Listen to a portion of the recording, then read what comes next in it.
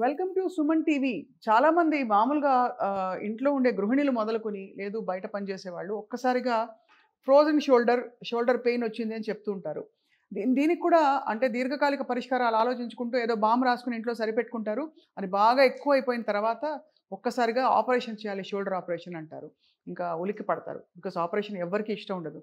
మరి పెయిన్ ఎందుకు వస్తుంది, దాన్ని ఎలా అసలు కంప్లీట్గా తొలగించాలి, అది పర్మనెంట్గా తొలగించవచ్చా? మనతో పాటు Epion pain clinic founder and director, pain management one of the pioneers అని చెప్పాలి, డాక్టర్ సుధీర్ ధారా గారు ఉన్నారు. Thank you sir for joining us. Sir, మీకు ఎప్పుడైనా షోల్డర్ పెయిన్ వచ్చిందా? నాకు ఇప్పుడు ఉంది. ఇప్పుడుందా?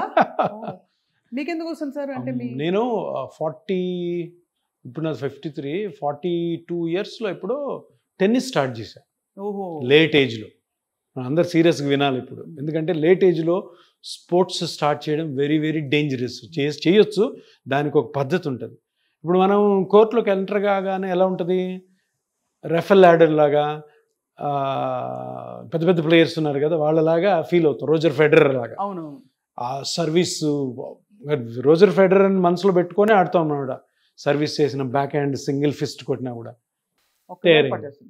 టేర్ అయింది. సో ఇప్పుడు ఏంటంటే ఈ ఓవర్ హెడ్ యాక్టివిటీస్, మనం గృహిణుల గురించి అన్నారు కదా, బట్టలు ఆరేయడం, పోపు డబ్బాలు తీయడం, ఈ కంటిన్యూస్గా జరుగుతున్నప్పుడు ఇది ఒక మజిల్ ఉంటుంది ఇక్కడ, సుప్రాస్పైనైటిస్ అని, అది టేర్ అవుతుంది. 99% షోల్డర్ పెయిన్స్ ఉన్న వాళ్ళలో సుప్రాస్పైనైటిస్ టేర్ అన్నదే కారణం. అది ఎందుకంటే ఓవర్ హెడ్ యాక్టివిటీస్ చేయడం వల్ల, ఆర్ ఇంజురీస్ కూడా ఆ మజిల్ అవుతుంది. క్రికెటర్స్, బ్యాడ్మింటన్ ప్లేయర్స్, ఇట్లా స్మాష్ కొట్టేవాళ్ళు, వాలీబాల్ స్పైకర్స్, మన హౌస్ వైఫ్స్, ఇంకా అదర్వైజ్ షుగర్ ఉన్న పేషెంట్స్లో టైర్స్ ఈజీగా అవుతాయి. అంటే నాకు ఏం లేవు సార్, నేను ఒక స్పోర్ట్ ఆడను, నేనేం బరువులు ఎత్తాను, నాకెందుకు వచ్చింది సార్ అంటారు. డయాబెటీస్ ఉన్న పేషెంట్ చిన్న చిన్న యాక్టివిటీలో కూడా చిన్న చిన్న టైర్స్ ఉంటాయి. సో ఆ టైర్ వచ్చింది నాకు, తర్వాత నేను పిఆర్పి తీసుకున్నాను. Now it is better and now మళ్ళీ ఆడుతున్నాం నెమ్మదిగా. ఇది ఎప్పుడు ఎలా ఐడెంటిఫై చేయాలి? ఇప్పుడు డాక్టర్ దగ్గరికి వెళ్ళాలి బెటర్ అని. Pain and restriction. First pain వస్తుంది, పెయిన్ తర్వాత మనము మూమెంట్స్ నెమ్మదిగా తగ్గిపోతాయి. షోల్డర్ ఎత్తలేము, అప్పటి వరకు వెయిట్ చేయకూడదు. ఇప్పుడు ఎలా ఉంటుంది అంటే షోల్డర్లో ఒక చిన్న ట్రిక్ ఉంది. ఇగో ఈ లెవెల్ వర్క్స్ అన్ని కూడా మనము ఈ మజిల్ ఎంత పెద్ద కట్ అయినా కూడా చేసేయచ్చు. సో కంఫర్ట్ జోన్లో ఉన్నాం మనం, తినడం, రాయడం, వంట వండడం. కానీ చేయి పైకి ఎప్పినప్పుడు ఇబ్బంది వస్తుంది. కానీ చేయి పైకెత్తి చేసే పనులు చాలా తక్కువ ఉంటాయి. అవును, మగవాళ్ళకి అసలు ఉండవు, ఆడవాళ్ళకి ఆ డబ్బాలు, దానికి ఈ హ్యాండ్ యూజ్ చేస్తారు. సో ఏమవుతుంది, ఈ డ్యామేజ్ అన్నది ఎక్కువైపోతూ ఉంటుంది. ట్రీట్ కాకపోవడంతో నెమ్మదిగా ఈ మూమెంట్స్ లేవు కదా, ఓవర్ హెడ్ అబ్డక్షన్. ఇప్పుడు షోల్డరు 180 degrees వరకు ఉంటుంది. ఈ 90 వరకు ఆగిపోతే 90 కాస్త తర్వాత 70, 60, 30, 40, అప్పుడు ఫ్రోజన్ షోల్డర్, ఫ్రీజ్ అయిపోతుంది. సో ఈ ట్రిక్ ఏంటంటే ఈ 90 degrees తర్వాత యాక్టివిటీస్ ఏమి ఉండవు కాబట్టి మనం నెగ్లెక్ట్ చేస్తాం. అదే లెఫ్ట్ హ్యాండ్కి వస్తే ఇంకా నెగ్లెక్ట్ అయిపోతుంది, ఎందుకంటే కుడిచి బాగుంది కాబట్టి అన్ని పనులు చేసుకున్నాం. సో ఫైనల్గా ఫ్రోజన్ షోల్డర్తో తేలుతారు. అది సార్, ఇప్పుడు ఈ పెయిన్ వచ్చిన వాళ్ళు ఇంట్లో సెల్ఫ్ ప్రిస్క్రిప్షన్తో ఎక్సర్సైజ్లు, యోగాలు చేస్తుంటారు, చేయొచ్చు అలాగా? ఇంకా కట్ అవుతుంది, ఇంకా ఎక్కువ అవుతుంది. అంతే, చిరిగిపోయిన చొక్కాను పట్టుకొని లాగామనుకో మొత్తం పోతుంది. అంతే. నువ్వు కరెక్ట్గా ఒకవేళ పెయిన్ చిన్న చిన్న ఎక్సర్సైజ్లు చేస్తూ ఒక వారానికి కానీ తగ్గలేదంటే ఏదో ఉంది, వెంటనే మనం డాక్టర్ దగ్గరికి వెళ్ళాలి. ఒక స్కాన్ చేసుకోవడం, చూడడం. Shoulder joint is a very very simple and బోలాబాలా జాయింట్. ఒక జాయింట్ 2 bones మధ్యలో ఉంటుంది, 4 muscles ఉంటాయి, అంతే, ఇంకేముండదు. పెద్ద పెద్ద నర్వ్స్, పెద్ద పెద్ద వెజల్స్ ఏమి ఉండవు. సో కారణమంతా కూడా ఈ జాయింట్ ప్లస్ 4 musclesలోనే ఉంటుంది. దాంట్లో 99% సుప్రాస్పైనైటిస్ అనే మజిల్ టేర్ ఉంటుంది, ఆర్ కట్ ఉంటుంది. దాన్ని ట్రీట్ చేసుకొని దాన్ని స్ట్రెంగ్తన్ చేసుకుంటే షోల్డర్ పెయిన్ నుంచి బయటపడిపోతారు. రీసెంట్గా సార్, మా నాన్నగారు వేరే దేశానికి వెళ్ళి ఒక్కసారిగా పడిపోయారు, ఇంజర్ అయ్యి ఈ షోల్డర్ డిస్లొకేట్ అయిందిట. ఆ డిస్లొకేషన్ మళ్ళీ దాన్ని సెట్ చేసినా కూడా పెయిన్ కంటిన్యూ అవుతుంది. ఇప్పుడు షోల్డర్ డిస్లొకేషన్ అంటే ఓల్డ్ ఏజ్ ఉంటుంది. ఓల్డ్ ఏజ్ ఉన్నప్పుడు ఎందుకు డిస్లొకేట్ అవ్వాలి పడితే? బికాజ్ ఆ 4 muscles ఉన్నాయి కదా, అవి వీక్ అయినాయి ఏజ్ వైజ్. ఇంపాక్ట్ బాగా పడింది కాబట్టి ఆ బాల్ బయటకు వచ్చింది. ఇది మళ్ళీ లోపలికి వెళ్ళినా కూడాను మజిల్స్ అన్ని వీక్గా ఉన్నాయి కాబట్టి అప్పుడప్పుడు మళ్ళీ వస్తుంటుంది బయటికి. అది సో దానికి ఏంటి సార్ ఎలాంటి వాటి ఈ మజిల్స్ స్ట్రెంగ్తన్ చేయాలి రీజనరేటివ్ థెరపీ తోటి. ఓకే. సర్జరీ చేస్తారు. సర్జరీ ఇంకా లాస్ట్ ఆప్షన్. సర్జికల్ కాకుండా ఇప్పుడు మేమేం చేస్తాము ఈ కేసులో, మీ ఫాదర్ గారి కేసులో, ఆ 4 మజిల్స్లో ఏ మజిల్ వీక్గా ఉండడం వల్ల షోల్డర్ పాప్అవుట్ అవుతుంది. సో మేజర్ మజిల్స్ ఉంటాయి 1-2, అది కనుక్కొని దాన్ని స్ట్రెంగ్తన్ చేయాలి. దాంట్లో ఏదో ఒక చిన్న టేరో లేదంటే డ్యామేజో ఉంటుంది. ఆ డ్యామేజింగ్ అని కరెక్ట్ చేసి స్ట్రెంగ్తన్ చేసామనుకో మళ్ళీ డిస్లొకేట్ అవ్వడం తగ్గిపోతుంది.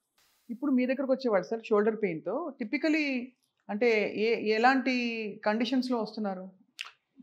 ఎక్కువ మంది డయాబెటిక్ పేషెంట్స్ ఉంటారు, వాళ్ళు వస్తారు. ఇంకొకటి హౌస్ వైఫ్స్, థర్డ్ వచ్చి స్పోర్ట్స్ పర్సన్, ఫోర్త్ డయాబెటీస్తో కాంబినేషన్లో ఉన్న వీళ్ళందరూ. అది సో వీళ్ళందరూ కూడా నేను చెప్పినట్టు ఇంతకుముందు 99% సుప్రాస్పానైటిస్ స్టేర్ ఉంటుంది. ఆ టెండాను ఎప్పుడైతే బోన్ దగ్గర వచ్చి అతుక్కుంటుంటుందో ఆ అతుక్కున్న దగ్గర కట్స్ అవుతుంది అనమాట. ఆ మజిల్ పని ఏంటి? చేయి పైకెత్తడం. సో ఈ పైకెత్తడం ఇబ్బందిగా ఉంటుంది వాళ్ళకి. అది నెమ్మదిగా ఫ్రీజ్ అయిపోతుంది. అదే. సో ఇప్పుడు ఏం చేయాలి మనం? ఆ టెండాను ఎక్కడైతే క్రాక్ అయిందో కనుక్కొని దాన్ని మెజర్ చేసి దానికి ఈ plasma therapy are PRP therapy చేయాలి. చేసిన తర్వాత అది హీల్ అవుతుంది. హీల్ అయిన తర్వాత స్ట్రెంగ్తన్ చేయాలి దాన్ని. ఇవన్నీ ఇది ఒక పెద్ద ప్యాటర్న్. అందరూ ఏమనుకుంటుంటే ఆ పిఆర్పి తీసి టకామని అక్కడ ఇంజెక్ట్ చేస్తే అంత సెట్ అవుతుంది. ఏం కాదు. కరెక్ట్ డాక్టర్ కరెక్ట్గా ఐడెంటిఫై చేయాలా, కరెక్ట్గా ఐడెంటిఫై కరెక్ట్ ఫాలోఅప్ ఉండాలి. అది ఫాలోఅప్ ఉండాలి. మనం చెప్పిన డిసిప్లిన్ యాక్టివిటీ మొత్తం కూడాను పేషెంట్ చేయాలి. చేయకుండా ఏ పిఆర్పి థెరపీ కూడా సక్సెస్ కాదు. ఇప్పుడు చాలామంది మనం వింటుంటాం, పిఆర్పి పని చేయదు, నేను తీసుకున్నానండి.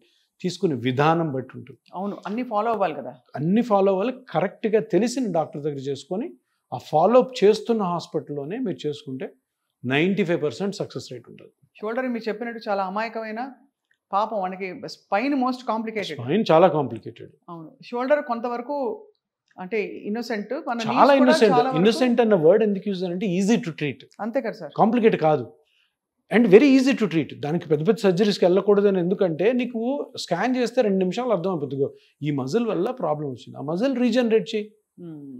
లేదు కాని పక్షంలో తర్వాత సర్జరీ.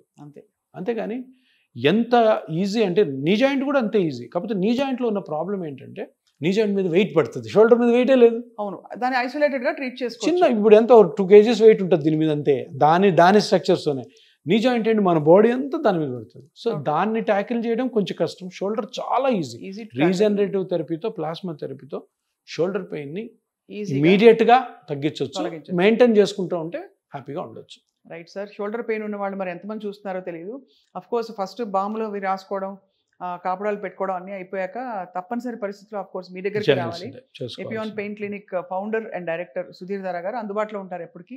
మీ టీం కూడా ఉన్నారు కాబట్టి ఇక్కడే టెస్ట్ అని ఏం చేస్తారు కదా, అన్ని ఇక్కడే జరిగిపోతాయి. టెస్ట్ చేసి మీరే బెస్ట్ అడ్వైస్ ఇస్తారు.